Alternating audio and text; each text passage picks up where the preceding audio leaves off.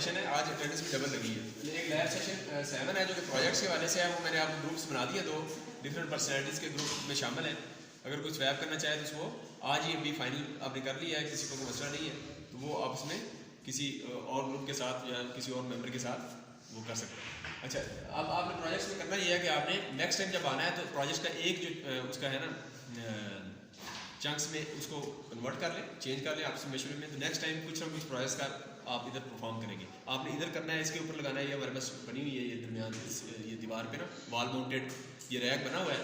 इस रैक में कोई एक पोजीशन अपने लिए स्पेसिफाई कर लें और उसमें देख लें कि मुझे इतनी जगह चाहिए होगी, तो उसके ऊपर जो है ना ये देखें, जिस तरह ये जो एनर्जी मीटर के आगे वायरिंग की हुई है लाइट्स, ये बड़ी बुरी लग रही है ऐसी ना, तो आपने इसको अच्छे तरीके से प्रेजेंटेशनेबल वे में लाना है। तो इसलिए आपके पर्सनैलिटी डिफरेंट मैंने डाली है, उसके अंदर कुछ आर्टिस्ट भी होते हैं पर्सनैलिटी में और कुछ, तो प्रेजेंटेशन भी अच्छी हो और उसमें सारा कुछ डिटेल लिखें। तो इसमें आप कोई एक पार्ट चूज़ कर लें, इसमें टेबल पे बनाना है तो टेबल पे या कोशिश करें इसके ऊपर बन जाए, ठीक है। तो आपका जो भी प्रैक्टिकल है प्रोजेक्ट है, साथ में सोर्स लाइटिंग वाला है तो लाइटिंग वाला इसी तरह अच्छा लगेगा, लेकिन ये देखें कितना बुरा लग रहा है ये जो लाइटिंग हमने लगाई हुई है बल्ब, ठीक है। तो इसको आप कोई अच्छे तरीके प्रेजेंटेशन अपने फॉर्म में डिफरेंट आपकी लाइटिंग इधर ही लग जाए, किसी एक पॉइंट पे नीचे हमारे पास सप्लाई भी है और इधर आप लाइटिंग सोर्सेज वाला जो प्रोजेक्ट है डिफरेंट लाइटिंग लगाएं और उनके नीचे स्विचेस लगा के हर एक को कंट्रोल करने का जो प्रोसीजर लिख दें, ठीक है। जिस तरह फ्लोरेसेंट लैंप है ये भी आपका लाइटिंग का पार्ट होगा, लेकिन ये देखें ये ठीक नहीं है, इसकी वायर्स सारी जो है ना वो सेफ्टी के वाले से भी ठीक नहीं है, तो इसको आपने ऊपर से इस तरह कवर करना है कि जो है ना इसको कोई वायर से कोई इसको वो ना कर सके, मतलब ठीक है ना, इसको कवर भी करना है। तो इस तरीके से आप इसको कोई एक पॉइंट ले लें जहाँ आपने लगाना है। जो कुछ प्रोजेक्ट्स के लिए कुछ एक्सेसरीज आपको इधर से अवेलेबल होगी वो यहाँ से ले लें, जो नहीं है आप ले लें खरीद लें, ठीक है। तो ग्रुप्स में ज़्यादा इसलिए बनाया ताकि लोड भी ना पड़े, सही है। तो इस तरह मशवरे से नेक्स्ट टाइम जब आपने आना है तो खुद ही डिसाइड कर लें आपसे मशवरे में, और वो आप नेक्स्ट टाइम लेके आए अपना कुछ चीज़ें ला के उनका एक फॉर एग्जाम्पल मैं कहता हूँ कि लाइटिंग सोर्सेज किसने ली है तो वो मरकरी पेपर लैंप लिया या fluorescent tube light for example उनके लिए है, वो हमारे पास अवेलेबल है, ठीक है। देख ले, कंफर्म कर ले इसी वीक में ताकि नेक्स्ट वीक आए तो ये ना हो कि स्टार्टर इसका आपको नहीं मिल रहा तो खरीद ले, नहीं तो इधर से ढूंढ ले, कहीं स्टार्टर ठीक है कहीं ख़राब है, ठीक है। तो आपने अपनी ट्यूब लाइट्स लेके उसको फिक्स करना है प्रॉपर तरीके से, देख के आए उसके कुछ वीडियोस देख लें, ट्यूटोरियल्स देख लें कुछ कि उसमें फिक्स करने का सबसे अच्छा तरीका क्या है। तो उसके लिए आपको इंटरनेशनल यूट्यूब पे वीडियो मिल जाएगी जहाँ इंटरनेशनल यूनिवर्सिटीज़ ने जो वर्कशॉप लगाया है वैसे उन्होंने कोई लाइटिंग फिक्स की हुई है, तो आपको वहाँ से आइडिया हो जाएगा ये बोर्ड्स पे लाइटिंग कितनी बुरी लग रही है, ठीक नहीं है, और ऊपर टैग्स भी ठीक नहीं है, सही है। तो आपने इसको प्रॉपर तरीके से जिस तरह ट्रेनर बने होते हैं उसमें लगानी है ताकि जो है केबल से हम प्रॉपर कर सकें, और उसमें सेफ्टी रखनी है। ज़ाहिर है ये तो केबल्स ठीक नहीं है, तो सेफ्टी में आपको पता ना वो बनाना जैक्स और जो है ना आपको बनाना केबल्स होती हैं या इस तरह की केबल्स होती हैं जो कि सेफ्टी के वाले से ठीक होती हैं, सही है ना। तो वो इस तरीके से ले लेता ताकि जो है ना वो आपको प्रॉपर तरीके से कोई सेफ्टी का कोई लगाना चाहे तो उसको कोई इशू ना हो, सही। तो इस तरह आप प्रोजेक्ट्स बनाना नेक्स्ट टाइम, क्योंकि इसमें अगर सारी चीज़ें आएंगी, आपने ड्रिल से ड्रिल करना है तो ड्रिल भी पार्ट आ जाएगा उसमें, ड्रिल पड़ी है जैसे ड्रिल में सुराख करें, जो जो काम करने हैं इधर फिक्स करने हैं, सिक्योर लगाने हैं, वायर्स टाइट करने हैं, तो सारा वर्कशॉप में जो पिछली सारी प्रैक्टिस आपकी इस प्रोजेक्ट में वो रिपीट होती जाएगी, तो उससे आपको वो सारा जो हमारा मकसद है कि हैंड्स ऑन एक्सपीरियंस हो वो कवर होगा, ठीक है। तो इस तरह आपने इसको कवर करना है। अच्छा, इसके बाद जो दूसरा सेशन है हमारा लैब सेशन 8 आज है, to learn usages and connections of general bearing instruments, ठीक है। तो इनके हमने इनको यूज़ कैसे करना है और इनके कनेक्शंस कैसे करने हैं तो ये हमने देखना है। तो इसमें अगर आप देखें सबसे पहले तो डिफरेंट टाइप्स के इलेक्ट्रिकल इंस्ट्रूमेंट्स होते हैं। अगर आप देखें इसमें bearing instruments according to the utility देखें, अगर हम बेस्ड ऑन दी यूटिलिटी अगर इनकी टाइप्स देखें तो इंडिकेटिंग इंस्ट्रूमेंट्स हैं, इंटीग्रेटिंग है, ये रिकॉर्डिंग इंस्ट्रूमेंट्स है, ठीक है। तो ये डिफरेंट टाइप्स के आते हैं, जैसे इंडिकेटिंग है वोल्ट मीटर, एम मीटर जो सिर्फ इंडिकेट करते हैं, इंटीग्रेटिंग है जिस तरह आज एनर्जी मीटर लेंगे हम तो ये रिकॉर्ड भी ये इंटीग्रेटिंग है, यानी पावर है तो टाइम एनर्जी में कन्वर्ट करता है, तो इंटीग्रेटिंग हो गया। रिकॉर्डिंग है कुछ रिकॉर्ड भी करते हैं, जिस तरह आप देखें तो आपके मोटरसाइकिल के ऊपर भी लगा होता है एक मीटर हमारे, तो किलोमीटर में रिकॉर्ड कर रहा था पिछला, तो रिकॉर्डिंग इंस्ट्रूमेंट्स भी हो गए। अच्छा, इसी तरह according to the working principle अगर इनकी टाइप्स इलेक्ट्रोमैग्नेटिक मूविंग कॉइल है जो कि एसी के लिए यूज होते हैं, और इसी तरह इलेक्ट्रोमैग्नेटिक मूविंग आयरन टाइप है जो कि एसी डीसी दोनों के लिए ये यूज होते हैं। अच्छा, इसी तरह आप देखें तो इलेक्ट्रोमैग्नेटिक डायनेमोमीटर टाइप भी है, ठीक है। ये सारी इसकी वर्किंग प्रिंसिपल की बेस पे है सारी। और शेडेड पोल है, तो आपने शेडेड पोल जो है एक शेडेड पोल मोटर भी होती है, वो उसका एक पोल शेड किया होता है तो उसका पूरा फिनोमिना है। इसी तरह हॉट वायर टाइप्स भी है, इस तरह इलेक्ट्रोस्टैटिक टाइप्स हैं, और इस तरह रोटेटिंग मैग्नेटिक फील्ड टाइप्स हैं, रोटेटिंग मैग्नेटिक फील्ड टाइप्स इसमें ये हो गए। अब ये सारे आपके बेस्ड ऑन वर्किंग प्रिंसिपल हो गए। इसी तरह हमारे कुछ होते हैं इंस्ट्रूमेंट्स उनको based on the according to standard हम देखते हैं तो स्टैंडर्ड टाइप, सब स्टैंडर्ड टाइप या कमर्शियल टाइप, ये इस तरह हम इसको कैटेगराइज कर लेते हैं। इसी तरह according to the exhibition properties देखें तो इसमें एब्सोल्यूट इंस्ट्रूमेंट्स होते हैं और सेकेंडरी इंस्ट्रूमेंट्स कैटेगराइज करते हैं। तो ये डिफरेंट कैटेगरीज हैं। अकॉर्डिंग टू द शेप देखें तो ये पोर्टेबल इंस्ट्रूमेंट्स हैं जो कि एक जगह से दूसरे पोर्टेबल हो सकते हैं। पैनल बोर्ड के ऊपर लगाते हैं कुछ इंस्ट्रूमेंट्स, पैनल बोर्ड हो गए, उसके अंदर सरफेस माउंट भी हो सकते हैं और पैनल के ऊपर या सरफेस पे लगाने हैं। ठीक, ये आ गया। अच्छा, इसी तरह अगर हम देखें उसके बाद डिफरेंट जो इंस्ट्रूमेंट्स हैं उनके नाम अगर देखें तो ये देखिए सारे नाम हम लिखे हुए यहाँ। तो इसको अगर हम देखें तो ये इनमें से कुछ हमारे पास जो अभी अवेलेबल है हम उस पर प्रैक्टिस करेंगे, कुछ थोड़ी सी कुछ डिफरेंट लैब्स में उधर चले जाएंगे, कोशिश करेंगे जो है तो वो हम उसको ट्राई कर लेंगे। बाकी आप जो है ना आने वाले सेशन में भी अपने जो नेक्स्ट सेमेस्टर में जाएंगे तो डिफरेंट मीटर्स जो है आप उसमें यूज़ करें। कोशिश करते हैं आज जितने एक्सेस में हैं हमारे वो आज थोड़ा विजिट करके एक दो लैब्स का उसमें देखते हैं अगर हमें मिल जाए। अच्छा, इसके अंदर देखें आप तो जो इनका मैकेनिज्म है मीटर्स के नाम से पहले हम देख लें थोड़ा सा। तो मैकेनिज्म ये है कि आप देखें सबसे पहले जो कि हमने क्वांटिटी मेजर करनी है, सबसे ब्लॉक पहला ये है, ये ब्लॉक डायग्राम आप समझेंगे, इसका पूरा प्रोसेस है कि रिकॉर्डिंग कैसे करते हैं। सबसे पहले क्या है, क्वांटिटी टू बी मेजर्ड। या अगर नीचे वाला ब्लॉक देखें दोनों आपस में रिलेटेड ही है, क्वांटिटी टू बी मेजर्ड या इसको कह रहे हैं फिजिकल क्वांटिटी, ठीक है, जो हमने मेजर करनी है।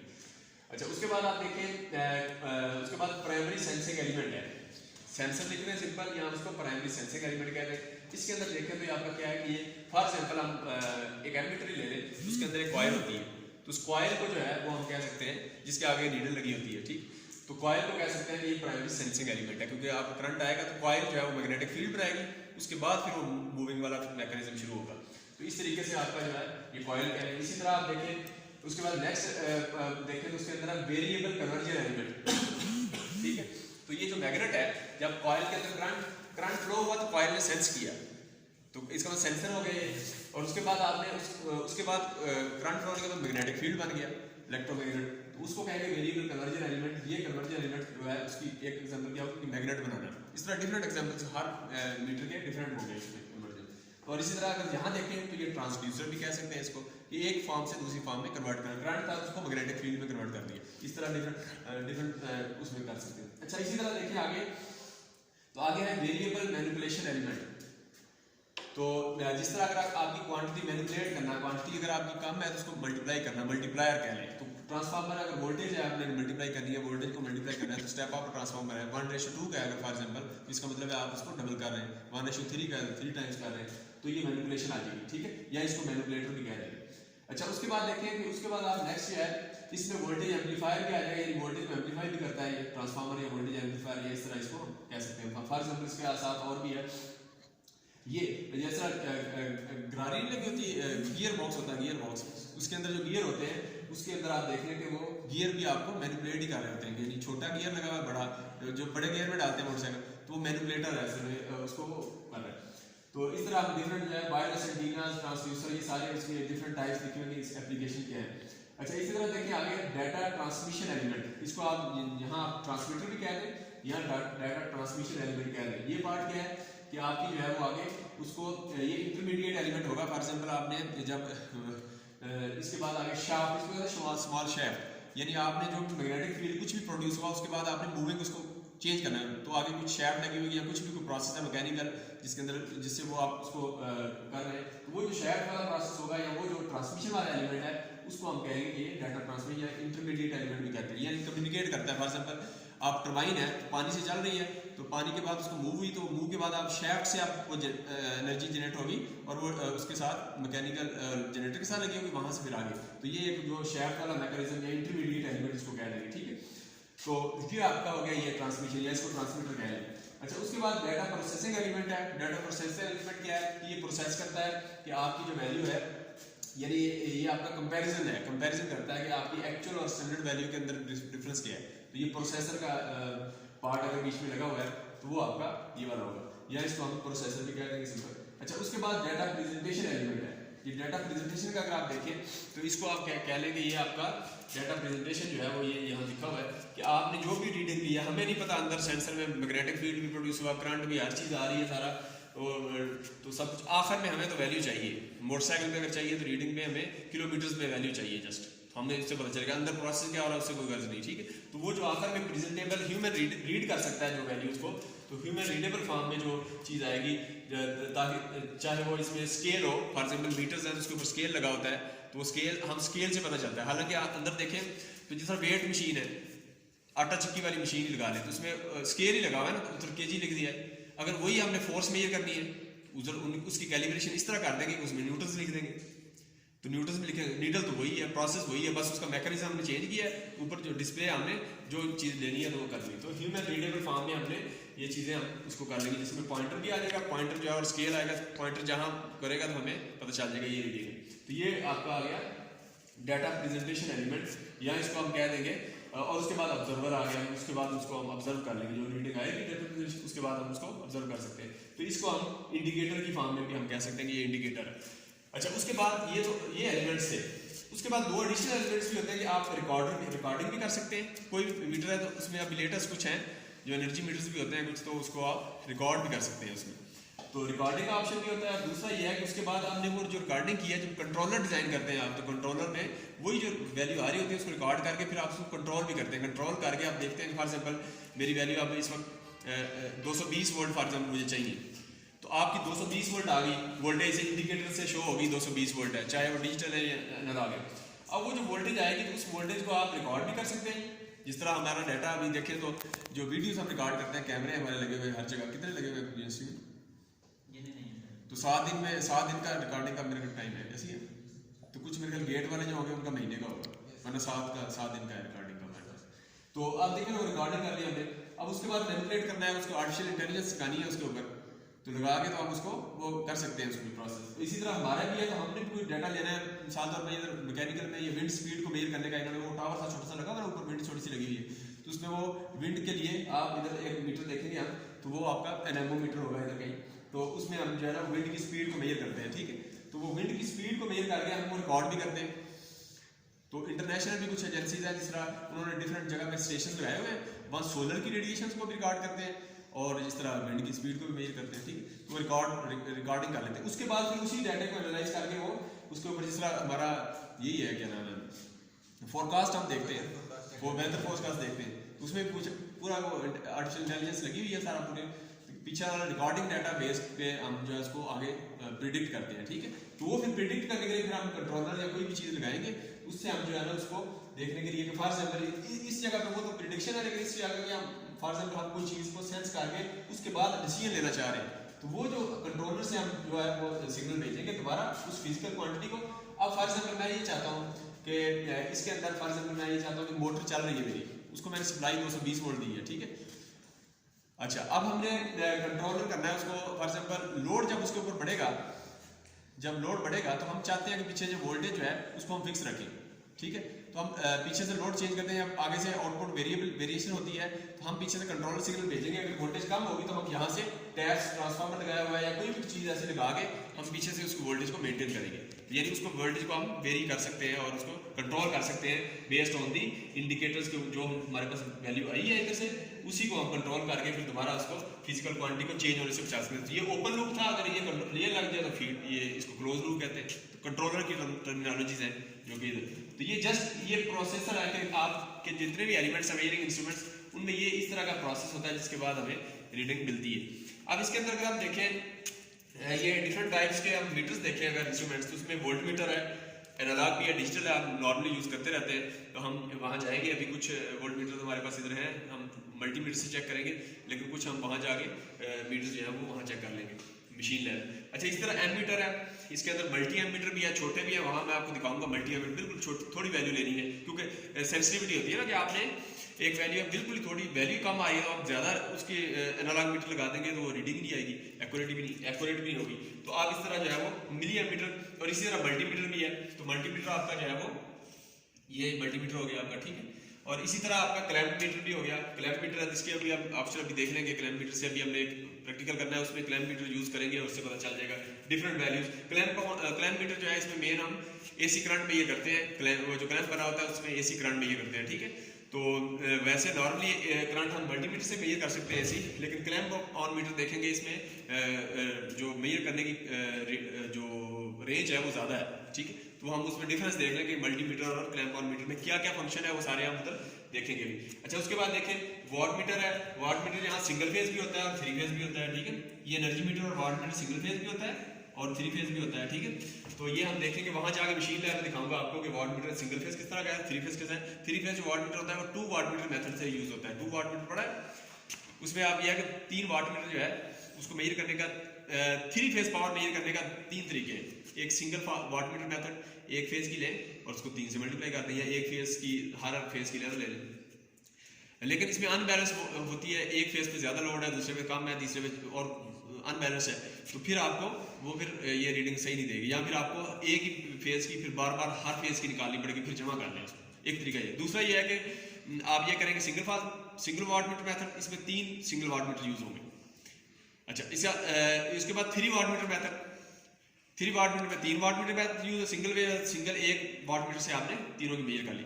एक तीसरा है जिससे 3 फेज मेजर कर सकते हैं पावर, वो है 2 वाट मीटर मेथड। उसकी डेरिवेशन तो अभी नहीं करेंगे, तो 2 वाट मीटर मेथड से भी हम 3 फेज पावर मेजर कर सकते हैं, ठीक है। तो आप देखेंगे कि 3 फेज जो मीटर होंगे वाट मीटर हमारे पास, उसमें असल में 2 वाट मीटर लगे हुए हैं।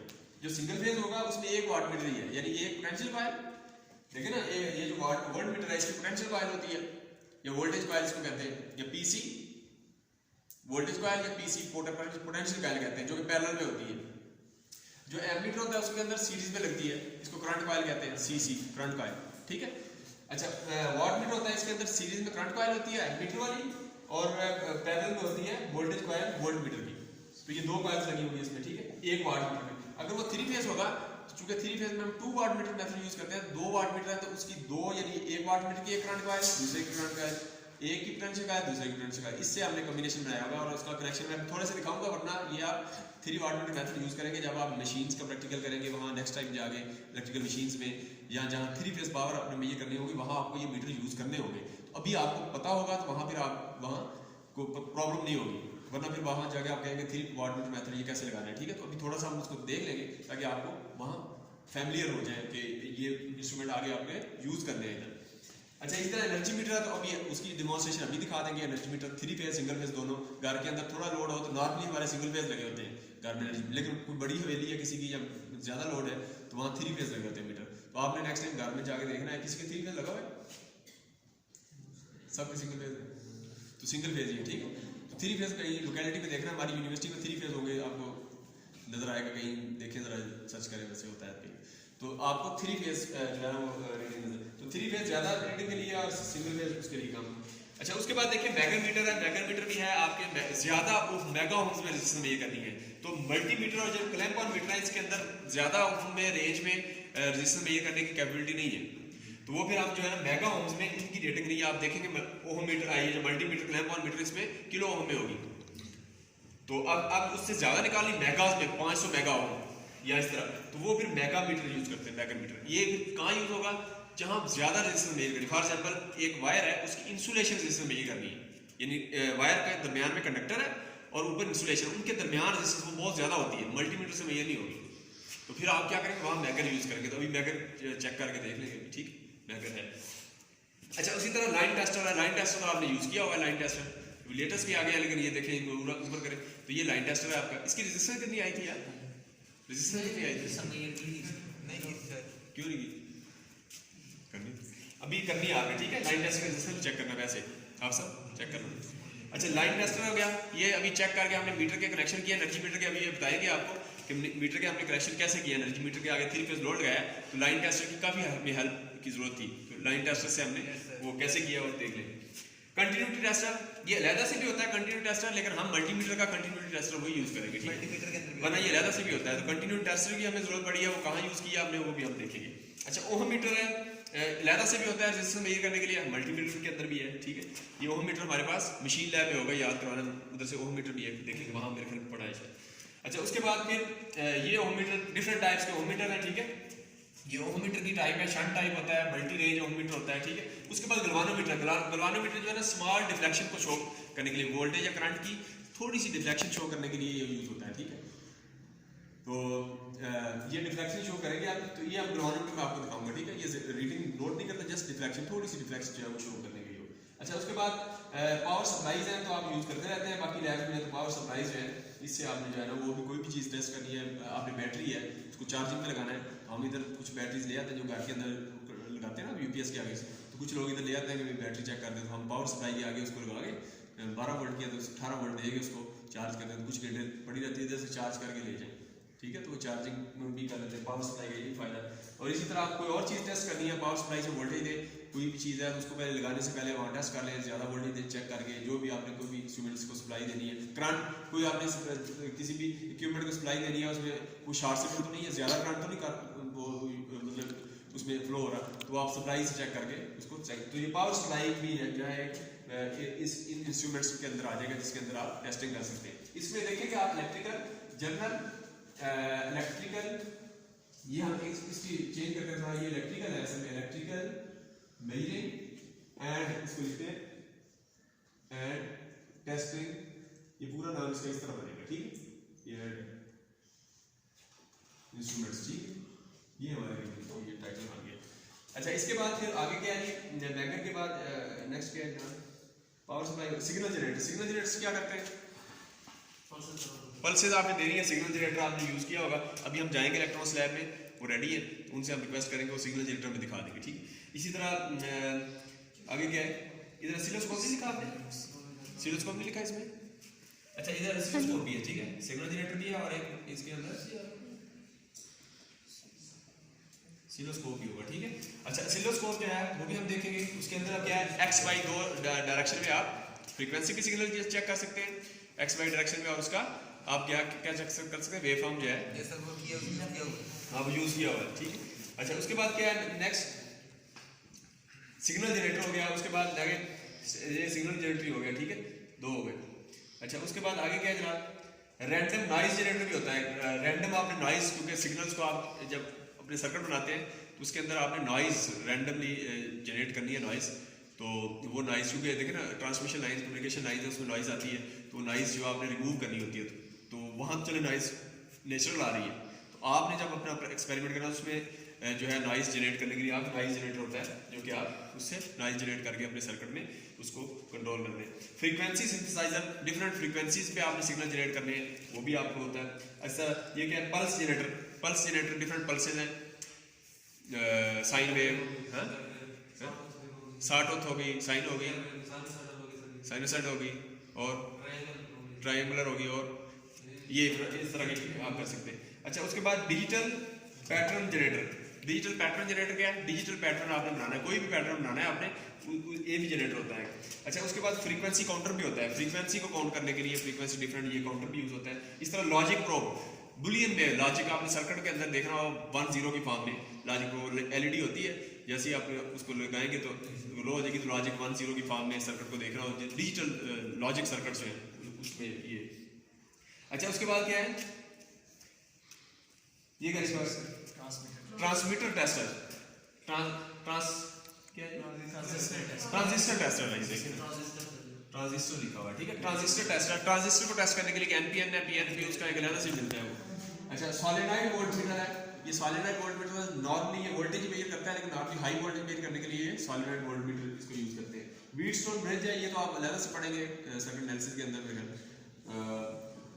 इंस्ट्रूमेंटल मेजरमेंट पढ़ेंगे, ये व्हीटस्टोन ब्रिज डिफरेंट ब्रिज हैं डिफरेंट, उसमें ये क्या करता है, ये रेजिस्टेंस मेजर करने के लिए व्हीटस्टोन ब्रिज यूज होता है, ऐसे ही। Yes sir. अच्छा, इसी तरह कैपेसिटेंस मीटर है, कैपेसिटेंस मेजर करने के लिए, इस तरह ईएमएफ मीटर भी होता है। तो ये जो टूल्स का जिन्होंने लिया ना ये इलेक्ट्रिकल मेजरिंग इंस्ट्रूमेंट्स के अंदर ये सारे नहीं ले सकते, कम से कम इसके अंदर से कुछ चीजें आप जो टूल्स का अगर प्रोजेक्ट है आप, ईएमएफ मीटर है, फ्रीक्वेंसी एंड मैग्नेटिक फील्ड को मेजर करने के लिए ये ईएमएफ मीटर है, इलेक्ट्रोमैग्नेटिक फील्ड। अच्छा, उसके बाद ये क्या है, गॉस मीटर है, ठीक है, GUASSMETR गॉस मीटर, तो ये एसी या डीसी मैग्नेटिक फील्ड को 3D में दिखाने के लिए 3D XYZ में ये गॉस मीटर यूज होता है। इसी तरह मैग्नेटोमीटर है, आपने जो मैग्नेटोमीटर है, कोई भी आपने मेटल जमीन के अंदर मेटल देखना होगा जमीन के अंदर, जिस तरह गोल्ड जो है वो सर्च करते हैं तो सोना या प्योर मेटल, तो उसके लिए इस खास किस्म की जो है वो उसकी हर मेटल की अपनी वो होती है मैग्नेटिक जो उसकी वेव्स होती है, तो ये उसको नोट करता है, तो उसको पता चल जाता है कि इस जगह पे गोल्ड है या प्योर कीमती धात है या नहीं। अच्छा, उसके बाद बैटरी टेस्टर है, बैटरी को टेस्ट करने के लिए ज़्यादा से भी टेस्टर होता है। और उसके बाद फिर केबल लेंथ मीटर है, cable length meter. Cable length meter के लिए होता है कि आपने केबल कोई भी चेक करनी है तो उसकी लेंथ आपको, उसके लिए लेंथ के लिए भी एक लेंथ मीटर होता है, उसको हम यूज कर सकते हैं। केबल ये क्या है, ट्रेसेस एंड लोकेटर। केबल को आपने ट्रेस करना, अभी आपने लगा दिया, आपको पता ही नहीं है कि कहाँ से केबल गुजर रही है, तो उसके लिए रहना से मीटर भी होता है। इसको यूज़ करने का ज़ाहिर है एक पूरा प्रैक्टिकल होगा। तो केबल ट्रेस करनी है आपने, तो उसको खास कनेक्शन लगाएंगे तो आपको पता चल जाएगा ये कहाँ से ट्रेस होगी, कहाँ से जा रही है, ठीक है। उसको खास फ्रीक्वेंसी देंगे और उसके बाद वो आपको ट्रांसमीटर से जो ना पता चल जाएगा कि यार केबल एक तरफ से लगाएंगे और पता चलेगा कि ये साथ साथ उसके लगाते जाएंगे और पता चलेगा कि हाँ यहाँ से वो आपको खास फ्रीक्वेंसी से वो रिसीवर जो है वो उससे आपको ट्रेस करते जाएंगे। सही है, जैसे उससे दूर होंगे तो वो वैल्यू कम हो जाएगी, आपको पता चलेगा हाँ ये इधर करीब है। तो इस तरह चलते चलते चलते, जिस तरह वो जो पुराने वक्तों में वो नहीं करते पाँव से जो है ना वो चोर को ढूंढ लेते थे बंदे एक्सपर्ट थे। अच्छा, इसी तरह ट्रेस करेंगे, ठीक है। अच्छा, आगे क्या जनाब, हाई वोल्टेज टेस्टर लहरा से भी है। हाई वोल्टेज के लिए लहरा से टेस्ट होता है, उसकी पूरी प्रॉब होती है इस तरह। हाई वोल्टेज होती है ना, हाथ तो नहीं क्लीन कर सकते और खींच लेगा वो, तो वो हाई वोल्टेज के लिए है। हाई पावर टेस्टर है, इंसुलेशन टेस्ट करने के लिए हाई पावर टेस्टर भी होता है।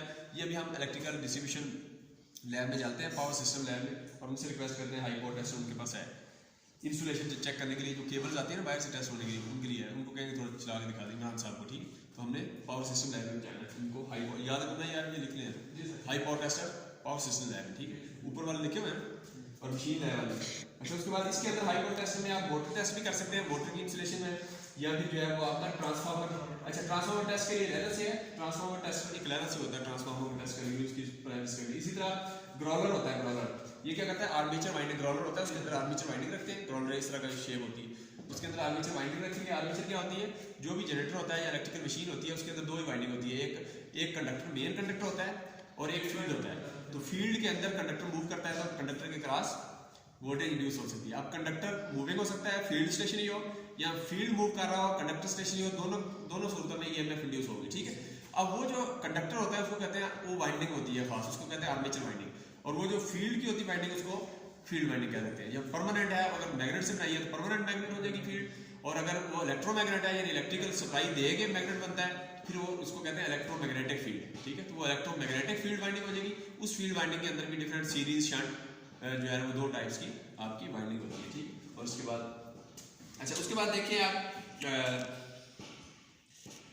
अच्छा, उसके बाद मोटर आरपीएम टेस्टर, इसको टैकोमीटर भी कहते हैं, ठीक है। इसको टैकोमीटर भी कहते हैं, ठीक है, टैकोमीटर। तो ये टैकोमीटर भी है, या इसको आरपीएम मीटर। तो आरपीएम भी पढ़ा है मशीन लैब में पढ़ा है, ठीक है, मेरे ऑफिस में पढ़ा है, उसको हम मशीन चलाएंगे और उससे मेजर करेंगे। अच्छा, उसके बाद और क्या है, अल्ट्रासोनिक डिटेक्टर भी होता है। अल्ट्रासोनिक वेव्स ये हमारा टॉपिक नहीं है, लेकिन अल्ट्रासोनिक के लिए एक अलग से इलेक्ट्रिकल इंस्ट्रूमेंट्स होता है। आपको पता होना चाहिए, कभी इंस्ट्रूमेंट्स कभी वास्ता पड़े आप उस फील्ड में चले जाते हैं तो इस तरह के मीटर्स होते हैं। अच्छा, अर्थ टेस्टर भी है हमारे पास, ठीक है, अर्थ टेस्टर भी दिखाएंगे, क्योंकि अर्थ टेस्टर का एक अलग से प्रैक्टिकल है तो उस पर अलग से प्रैक्टिकल करेंगे। वो मैंने बताया था कि अर्थ जो वायर है जगह जगह अर्थिंग हुई है, एक इधर इंसुलेशन लैब जो हाई वोल्टेज लैब के पीछे, एक इधर हमारी मशीन लैब की ये वायर इसके अंदर, और एक इलेक्ट्रॉनिक्स की बैक साइड पे, तो चार हमने चेक कर लिया। तो इसका अलग से प्रैक्टिकल है अर्थ टेस्टर।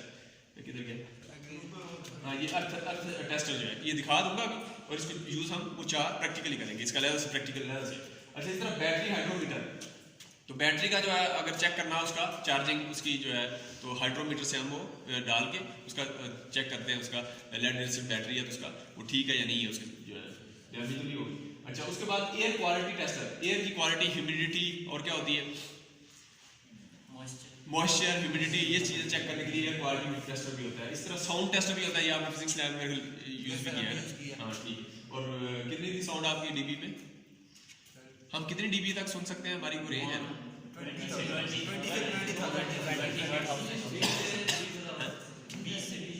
20 से 20,000 तक हम सुन सकते हैं, इससे ऊपर भी नहीं सुनाई देती और नीचे भी, ठीक है। अच्छा, उसके बाद क्या है, डिजिटल लाइट टेस्टर है, तो लाइट को टेस्ट करना है। ये लाइट टेस्टर के लिए भी ल्यूमन्स होता है, ल्यूमन मीटर। तो आपके टेबल में खास, मैंने लास्ट टाइम बताया था, खास आपको पढ़ने के लिए खास लाइट चाहिए, उससे कम होगी तो आपकी आई साइड वीक होगी, तो उतनी ल्यूमन जितने चाहिए, या आपने नेक्स्ट से ढूंढ के लाना है कितनी होनी चाहिए ल्यूमन्स आपके टेबल पे, कितनी होनी चाहिए, तो उतनी आप ल्यूमन मीटर ले लें, उसमें देखें आपके टेबल पे आ रही है स्ट्रेट टेबल पे, इसका मतलब ठीक है। अगर वो कम है तो फिर उसको अपनी लाइट को मजीद लगाएं या उसको इम्प्रूव करें। अच्छा, इसी तरह और उसमें ल्यूमेंस का भी हमने देखा था, ट्यूबलाइट्स की ल्यूमेंस ज़्यादा है। फिर हाई इंटेंसिटी डिस्चार्ज लैंप्स है, उनमें कुछ मर्करी वेपर लैम्प या कुछ लैंप्स थे जिनकी जो है वो ल्यूमेंस ज़्यादा थी, और ल्यूमेंस का एक टेबल भी मैंने दिखाया था वो उसमें। अच्छा, उसके बाद देखिए आगे ये टेम्परेचर मीटर होता है, टेम्परेचर मेजर करने के लिए, ठीक है। वैसे थर्मामीटर भी होता है, थर्मामीटर की एक थर्मामीटर जो है वो उसकी एक ही ब्रांच है, थर्मामीटर, ठीक है। 450 ल्यूमेंस चाहिए, 450 चाहिए, ठीक है। 450 आपने इसको इंश्योर करना है अपने टेबल पर। अच्छा, इसी तरह देखें आपका एनेमोमीटर, तो आपने स्पीड ऑफ विंड की स्पीड को मेजर करना है, तो मैकेनिकल वालों ने लगाया हुआ है ऊपर, एक टॉप पे लगाया हुआ है उन्होंने, जो है वो क्या नाम है, पोल लगाया हुआ है ऊंचा सा, और ऊपर वाली जो स्पीड है हमारी, इधर विंड से जनरेशन नहीं हो सकती, हमारे विंड की स्पीड कम है वैसे हमारे इधर इस एरिया, सोलर से हो सकती है, लेकिन विंड जो है ना इधर मोटरवे पे कुछ जगह पे या फिर पाकिस्तान में जगह जगह है विंड्स के पॉइंट, ज़्यादातर कराची हैदराबाद उस एरिया में ज़्यादा है। अच्छा, इसी तरह आप देखें फेस रोटेशन मीटर, या इसको क्या दूसरा क्या नाम था, दूसरा मीटर क्या लिखा था, फेस सीक्वेंस मीटर भी इसको कहते हैं, ठीक है। फेस सीक्वेंस मीटर, ठीक है, फेस सीक्वेंस मीटर, ठीक, ये इसको कहते हैं। तो ये आपका जो है फेस सीक्वेंस मीटर जो है, ये आप इसकी लेदर से तस्वीर दोबारा ले लीजिए। अच्छा, ये फेस सीक्वेंस मीटर जो है, फेस रोटेशन मीटर इसको कहते हैं, ये हम देखेंगे अभी मशीन लैब में जाके, ये भी देखेंगे, ठीक, कुछ हमने उधर देखने। ये तो आपके मीटर्स हो गए, ठीक है। स्पीड मीटर, हाँ, स्पीड मीटर जो है वो टैकोमीटर ही हो गया ना, इसको स्पीड मीटर कहते हैं। ये आरपीएम मीटर जो है, रेवोल्यूशन पर मीटर जो है, यही स्पीड है ना। कार्स की जो, हाँ, वो आप क्या है, हाँ, तो उसमें क्या है, टैकोमीटर यूज होगा ना, टैकोमीटर से वो उसके साथ लगा होगा, टैकोमीटर से हाँ, टैकोमीटर आपको दिखाऊंगा कि वो जो है ना जनरेटर की स्पीड हम मेजर करनी है ना, फॉर एग्जांपल ये टैकोमीटर भी याद कराना है यार, ये इधर लिखे, और ये आपका टैको जनरेटर लिख ले साथ, टैको जनरेटर। जो स्पीड कैमरास होते हैं, जो कार की स्पीड के कितनी स्पीड से गुजरी है, जैसे क्रिकेट में वो बॉल की स्पीड बताते हैं कि बॉल कितनी स्पीड से आई थी। हाँ, ये भी है, स्पीड उसकी मेजर करते हैं, ठीक, वो लेजर या उसका वो फिनोमेना होगा क्या। अच्छा, ये वैसे टैकोमीटर का फिनोमेना ही होगा, वैसे आप देखें टेक्नोलॉजी क्या है कि टैकोमीटर में होता क्या है कि आईआर इंफ्रारेड रेंज आ रही है, और जैसे ही वो रेवोल्यूशन एक पूरा होता है, हमने रेवोल्यूशन जैसे ही पूरा होता है उसके आगे वो लगाई होती है एक छोटी सी चिप सी, तो वो ताकि रिफ्लेक्ट करे वहाँ, तो हम छोटा सा टैग लगा देते हैं, जस्ट टैग पट्टी लगा देते हैं फॉर एग्जाम्पल। तो जैसे ही रेवोल्यूशन एक पूरा होता है तो इंफ्रारेड लाइट जब उस टैग पे आती है तो वो दोबारा रिफ्लेक्ट होती है, तो उसको पता जाता है कि 1 आरपीएम हो गया। इस तरह 2, 3, 4 इस तरह होते हैं, तो इसी फिनोमेना पे आप जो है वो कोई भी उसकी स्पीड चेक कर सकते हैं, ठीक है। जेड़ा भी कौन सा डॉपलर इफेक्ट जो कह रही है, तो इस तरह डॉपलर इफेक्ट जैसे कोई लगा सकते हैं। अच्छा, उसके बाद ये सारे हो गए। अब आप देखें कि कैरेक्टरिस्टिक आप देखें इंस्ट्रूमेंट्स की, अब ये भी एक पार्ट था इसका, इंस्ट्रूमेंट्स की कैरेक्टरिस्टिक देखें, उसके अंदर ये कुछ कैरेक्टरिस्टिक हैं, कुछ स्टैटिक कैरेक्टरिस्टिक्स हैं और कुछ जो है वो डायनामिक है, ठीक है। अब स्टैटिक में देखते हैं तो ये एक्यूरेसी, प्रिसीजन, इनसे वास्ता हमारा पड़ता रहता है, तो इनमें थोड़ा सा डिफरेंस आपको पता होना चाहिए। तो एक्यूरेसी, प्रिसीजन और फिर रेजोल्यूशन, और उसके बाद सेंसिटिविटी, ड्रिफ्ट, और उसके बाद क्या है स्टैटिक एरर है, डेड जोन है, थ्रेशोल्ड है। कुछ चीज़ें नहीं यूज होती लेकिन कुछ होती है। थ्रेशोल्ड किस तरह है, लीनियरिटी, कैलिब्रेशन, लीनियरिटी के बाद स्टेबिलिटी, टॉलरेंस यूज होती है कुछ बायस, और ये इसके बाद हिस्टैरिसीस, और उसके बाद आपका रेंज या स्पैन, और उसके बाद रिप्रोड्यूसिबिलिटी, ये सारी जो है आपकी स्टैटिक कैरेक्टरिस्टिक्स हैं। अच्छा, इसी तरह डायनामिक देखें तो ये है स्पीड ऑफ रिस्पांस है, डायनामिक एरर है, लैग है और फिडेलिटी। अच्छा, अब हम देखते हैं एक्यूरेसी। एक्यूरेसी क्या है कि ट्रू वैल्यू और मेजर्ड वैल्यू के दरमियान डिफरेंस है।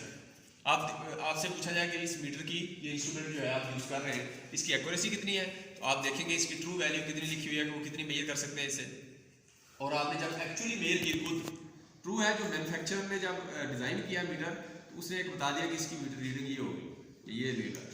लेकिन जब आप मेजर करते हैं तो वो आपकी मेजर्ड वैल्यू है, उसके दरमियान डिफरेंस कितना है, वो आप क्या होगा, एक्यूरेसी होगी, ठीक। अच्छा, प्रिसीजन क्या है, प्रिसीजन ये है कि आपकी मेजर्ड वैल्यूज में कितना डिफरेंस आ रहा है। आपने एक दफ़ा मीटर से मेजर किया वैल्यू, फिर दोबारा मेजर किया तो उन्हीं में डिफरेंस आ रहा है, तो इसलिए हम 5 मेजर्स या 3 लेते हैं और उसकी एवरेज ले लेते हैं ताकि एरर कम हो जाए, तो ये मेजर्ड प्रिसीजन होगी। अच्छा, अब प्रिसीजन और एक्यूरेसी के दरमियान के लिए ये चार्ट भी बड़ा हेल्पफुल है। फॉर एग्जाम्पल देखें, इसमें जो ट्रू वैल्यू, आप ये समझें कि इस ब्लॉक के अंदर ट्रू वैल्यू वो दरमियान के अंदर एक डॉट है, जो हर एक के दरमियान में ये रेड डॉट नजर आ रहा है, ये आपकी ट्रू वैल्यू है। अच्छा, अब आपने देखना है कि वो एक्यूरेट है, प्रीसाइज नहीं है, या एक्यूरेट भी है, प्रीसाइज भी है, दोनों का डिफरेंस समझने के लिए आप ये बड़ा अच्छा है।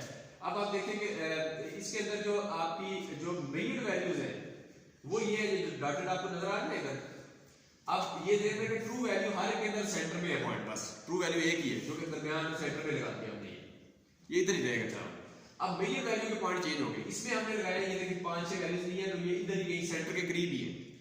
इधर मेजर वैल्यू देखिए तो हमने सेंटर से थोड़ा दूर है, सेंटर से दूर है लेकिन यहाँ से सेंटर से जो वैल्यूज है उनकी सेंटर से दूर है लेकिन आपस में वो करीब करीब है, सही ना। वैल्यू के लिए आप समझेंगे यहाँ से सेंटर में अगर 0 है तो यहाँ तक वो 2 वोल्ट है तो ये कोई 1.9 होगी, इस तरह समझ आ रही है, ये तकरीबन करीब है 1.9 ये है। अच्छा इधर देखिए तो इधर ये सेंटर में नेट वैल्यू है, ये जो आपकी ट्रू वैल्यू है। मेजर वैल्यू है ना किसी एक पॉइंट पे सेंटर से दूर है लेकिन किसी एक पॉइंट पे फोकस है, और इसमें देखिए तो क्या है कि ये सेंटर से भी दूर है और आपस में भी इकट्ठी नहीं है, आपस में भी स्कैटर्ड है। अब आप देखिए प्रिसीजन क्या थी, कि प्रिसीजन ये थी कि आपकी जो वैल्यूज हैं मेजर वैल्यूज जो है उनके दरमियान डिफरेंस ना हो। तो आपने देखा इसकी सारी मेजर वैल्यूज यहाँ करीब ही आ रही है तो आपस में डिफरेंस नहीं है मेजर वैल्यूज, इसका मतलब ये प्रिसीजन भी है। इसकी एक्यूरेसी क्यों है कि इसकी जो नेट ट्रू वैल्यू सेंटर में है और जो मेजर वैल्यू वो भी सेंटर में है, डिफरेंस कम है तो एक्यूरेट भी है, तो एक्यूरेसी भी आ गई। इसमें देखें तो सेंटर में वैल्यू एक्यूरेट, ये जो नेट ट्रू वैल्यू सेंटर में है, आउटपुट की जो वैल्यू है वो आपकी सेंटर से दूर है, तो इसका मतलब ये आपका सेंटर से ज्यादा दूर नहीं है, करीब करीब है ये सारी। अब आप देखिए लेकिन आप देखें तो वैल्यूज में फर्क है, फर्क का मतलब ये है कि आपकी मेजर वैल्यूज में एक वैल्यू यहाँ है, एक थोड़ी करीब है, एक दूर है, एक बिल्कुल करीब है, एक बिल्कुल दूर है, समझ आ रही है। तो आपकी ये वैल्यूज आपकी ये देखिए एक सेंटर से ये वाली है, एक सेंटर से थोड़ा सा फासला है, इसके बाद ये और कम हो गया, ये अगली वैल्यू का उससे ज्यादा है, ये सबसे कम है। ये आपको ये पता चला कि इसके दरमियान है तो बिल्कुल करीब करीब, सेंटर के बिल्कुल करीब है।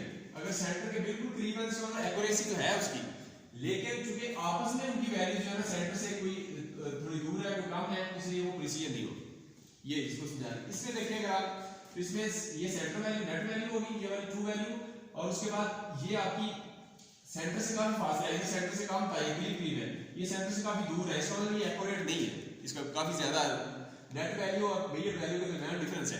लेकिन जितनी भी मेजर वैल्यूज हैं वो सारी आपस में एक ही वैल्यू है तकरीबन, ये समझे कि ये सर्कल बना हुआ है और इसमें फॉल करती है सारी वैल्यूज, तो सारी वैल्यूज की तकरीबन वैल्यू हर दफा जब मेजर कर रहे हैं तो मेजर वैल्यू की रीडिंग एक ही आ रही है, इसका मतलब ये इसके अंदर प्रिसीजन है। अब इसके अंदर देखें तो ये दोनों का उल्टा होगा कि नेट से सेंटर से दूर भी है, सेंटर से ये दूर भी है, और दूसरा ये है कि दूर होने के बावजूद जो है ये सारी वैल्यूज आप देखें तो एक पॉइंट में ये कोई इधर है, कोई इधर है, कोई इधर है, इधर है, तो ये आपकी डिफरेंट भी है और सेंटर से दूर भी है। यहाँ ये सेंटर के करीब थी और डिफरेंट थी, प्रिसीजन नहीं थी, एक्यूरेसी थी। यहाँ सेंटर से दूर भी है और इस तरह स्कैटर्ड भी है, तो दोनों प्रिसीजन भी नहीं है और एक्यूरेसी भी नहीं है, तो ये दोनों आप इस तरह फर्क देख सकते हैं।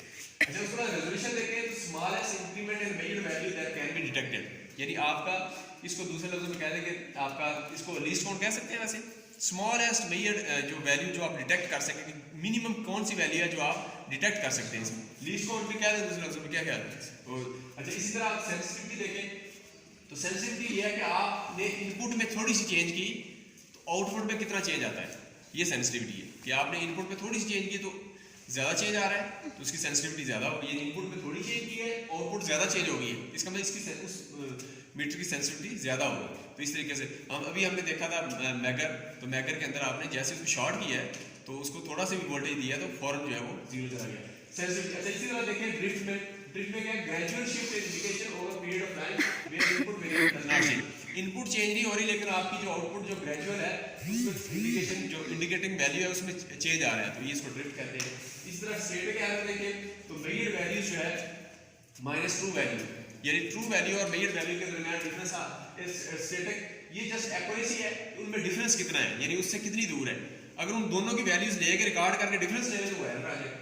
अच्छा इस तरह डेड जोन है कि आप maximum change in input for which output zero, यानी आप रीडिंग लेते जा रहे हैं एक पॉइंट आता है कि वो डेड जोन में चला जाता है, ये डेड का मतलब उसके बाद यानी एक हर एक की अपनी कैपेसिटी है डेड जोन, उसके बाद आप लोड डालेंगे तो वो जीरो हो जाएगा। यानी आप मोटर का भी है, मोटर का भी ऐसे है कि आप एक खास लोड डाल सकते हैं, उसके बाद उसमें डालते हैं मोटर बंद हो जाती है, शट डाउन हो जाएगी या शॉर्ट सर्किट हो जाएगी या कुछ भी हो जाएगा, तो वो डेड जोन में चला गया। इनपुट आप बढ़ा रहे हैं तो इसके बाद थ्रेशोल्ड क्या है, थ्रेशोल्ड है smallest measure input which no output change, यानी आपने थ्रेशोल्ड जिस तरह डायोड है सिलिकॉन डायोड 0.7 वोल्ट है, 0.7 वोल्ट उसका थ्रेशोल्ड है, उससे पहले आपको चेंज नहीं आती।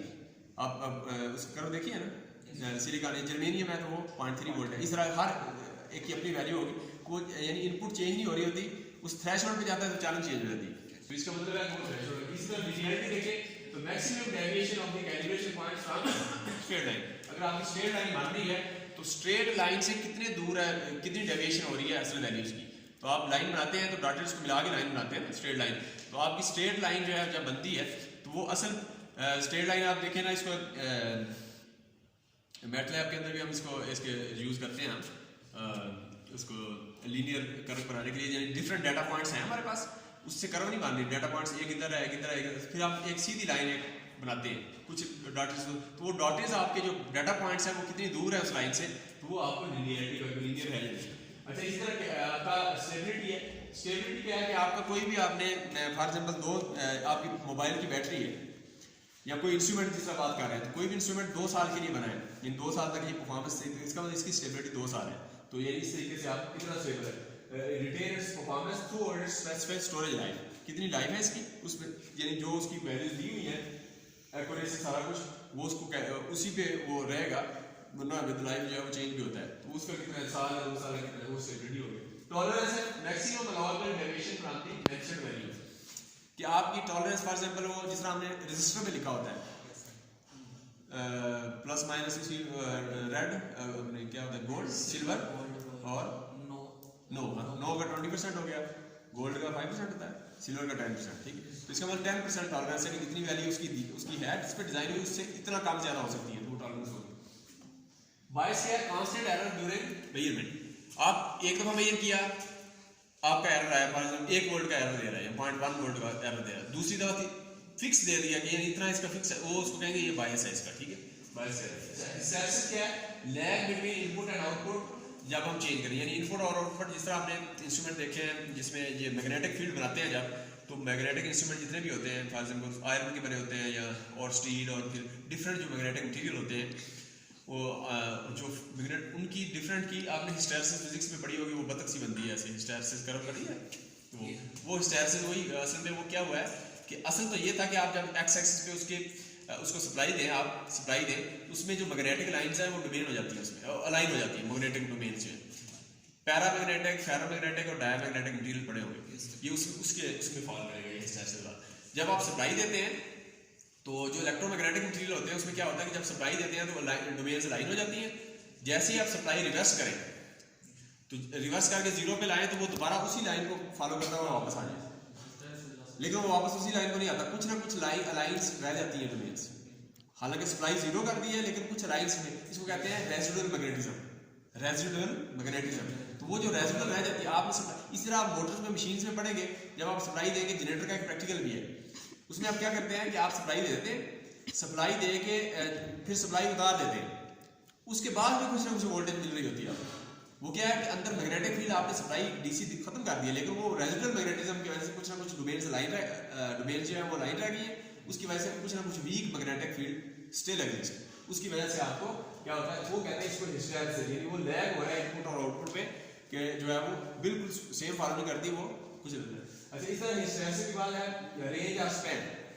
जो भी मीटर है उसकी रेंज होगी, हर मीटर को आप जब देखें तो उसमें सबसे पहले देखें कितने एमीटर तक मेजर कर सकता है, या उसमें सिलेक्टर स्विच लगे होते हैं, पॉइंट्स लगे होते हैं सिलेक्टर पॉइंट्स, कि आपने 10 एम्पीयर तक मेजर करनी है तो वो 30 तक करनी है, तो उसमें डिफरेंट पॉइंट्स यूज करने होते हैं, तो वो मीटर्स आप देखेंगे अभी आज, तो उसमें आपने देखा उसकी रेंज क्या है।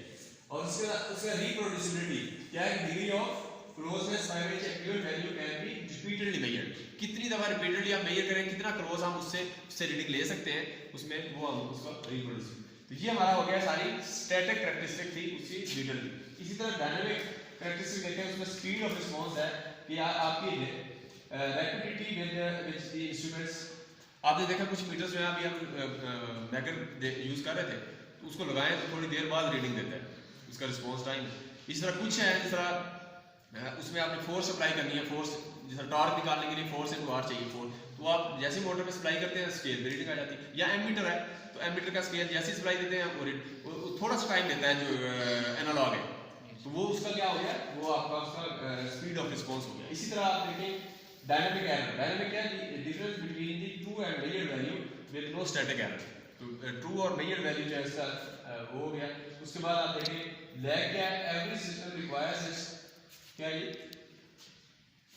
Every system requires its on time to respond, this time is called the lag time. तो रिस्पॉन्स करने में कितना टाइम लगता है? फॉर एग्जांपल इसमें कौन सी हम एग्जांपल दे सकते हैं? रियल टाइम याद इस तरह फिडेलिटी क्या है? Faithfully reproducing the changes in input without any dynamic error.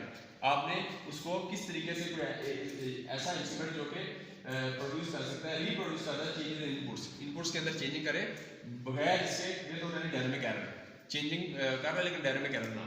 तो ये सारी कुछ टर्मिनोलॉजी थी जो हमने इसको किया। अभी हम कुछ मीटर देखते हैं, 3 फेज एनर्जी मीटर और सिंगल फेज एनर्जी मीटर इधर देखेंगे। उसके बाद multimeter, clamp on meter, tester, line tester, ये सारे इधर यूज हो जाएंगे, ठीक है। उसके अलावा और कौन सा था? मैगर हो गया, मैगर हम इधर चेक करेंगे, ठीक है। ये सारे इधर कर लेंगे। उसके बाद हम जाएंगे उधर इलेक्ट्रॉनिक्स में, सिग्नल जनरेटर और ऑसिलोस्कोप उधर देख लेंगे। फिर नीचे मशीन लैब में आएंगे और वहाँ हम ये जो हमारा फेज सिग्नल्स एनालाइजर, टेकोमीटर जिसको आरपीएम मीटर कहा था, और उसके बाद टेको जनरेटर है, जो टेको जनरेटर जो गाड़ियों के साथ लगा होता है, इधर जनरेटर के शाफ्ट के साथ लगा हुआ है, उससे वोल्टेज प्रोड्यूस होते हैं और वोल्टेज से पता चलता है आरपीएम कितने, इनडायरेक्ट टेको जनरेटर हो गया।